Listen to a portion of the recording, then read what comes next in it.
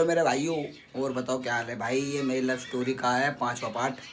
भाई ऐसा हुआ था कि भाई थाने वाने से तो मैं बाहर आ गया था। उसके बाद इसके घर वाले इसे अपने घर ले गए थे और मेरे घर वाले मुझे अपने घर ले गए थे। तो मैं अपने घर चला गया था हरियाणा, पलवल में। ठीक है भाई। तो वहीं से कॉल वॉल पे बात होती थी। तो कभी कभी तो बात ही नहीं होती थी हमारे बीच में, मतलब 5-5, 10-10, 15-15 दिन हम दोनों को ही बात नहीं होती थी। तो मैं वैसे ही परेशान रहता था कि हाँ भाई बात नहीं हुई। भाई लव का सीन है, सबको ही पता होगा। जो लव करता है तो उन्हें तो पता ही होगा कि हाँ भाई बात ना हो तो बंदा कैसे करता है। अभी तो ये सॉरी है ना। तो ऐसा ही था कि भाई मेरी भी इससे बात नहीं होती थी। तो मतलब टेंशन से मैं रहता था हमेशा कि भाई कि हाँ ऐसा वैसा, कि भाई ये चली गई वो फलाना डिब्बा।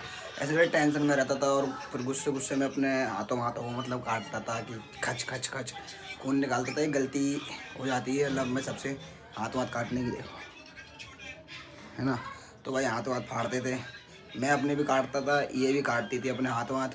ये भी रोती थी अपने उधर से। तो भाई जब हमारे मतलब कभी भी बात होती थी अचानक 10-15 दिन में, तो भाई मतलब ज़्यादा देर नहीं होती थी, मुश्किल से 2-2.5 मिनट ऐसी बात हो पाती थी, क्योंकि मम्मी ने उसके फ़ोन वोन ने दिया नहीं था। बाकी भाई बता दूँ तो मम्मी इसकी अच्छी है, मतलब वो लास्ट में बताऊँगा बाकी कहीं, है ना। तो बात होती 2-4 दिन ऐसी, फिर हम ऐसे रिलेशन में चलते रहते। तो भाई उसके बाद भाई मैंने इससे मिलने की सोची कि मैं अब हरियाणा में ही रहूँगा, मैं दिल्ली आ जाऊँगा दोबारा। तो मेरे पास भाई कोई ना रहने का ठिकाना था, ना कुछ था, ना जेब में पैसा था, जो बात सच भाई है ना। तो मैं भाई पलवल से, मतलब वही है ना कि वो लेंटर पड़ता है, वो देखिए सरिया।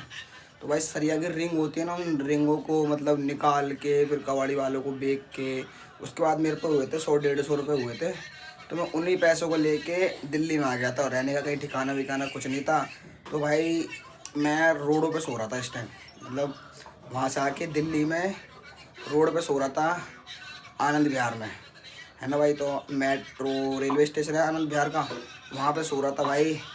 बाकी तो मैं भाई अगले पार्ट में बताऊँगा कि भाई आनंद विहार सो रहा था, तो वहाँ पे भी मेरे साथ थिएटर हुआ था, कि बहुत हुआ था थिएटर वेटर कि वहाँ सो रहा हो रहा था।